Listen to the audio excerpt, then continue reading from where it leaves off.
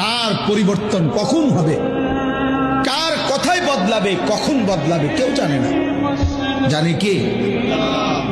ফুজাইল ইবনে ইয়াজ বড় ডাকাত সর্দার ছিলেন। তো গভীর রাতে উনি ডাকাতি করতে গেছেন। তো রাত্রিবেলা যখন গভীর রাতে এক বাড়িতে ডাকাতি করতে ঢুকছে, দরজার সামনে গিয়ে যখন দাঁড়াইছে তখন শুনতেছিল বাড়িওয়ালা ওই সময় আল্লাহর কোরআন পড়তেছে।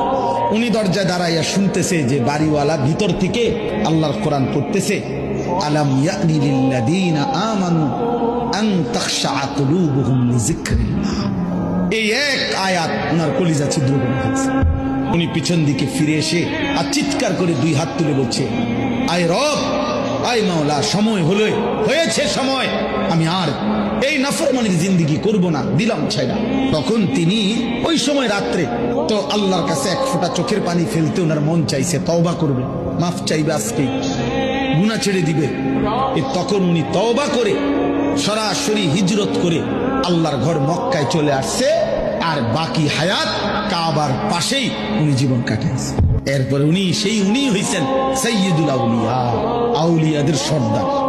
তাহলে বললাম আর কি, যে কোনো কথা, কোনো এক আচরণ, কোনো এক শব্দ অনেক সময় চেঞ্জ করে ফেলে, জীবন তুলপার করে ফেলে, জীবন পরিবর্তন করে ফেলে।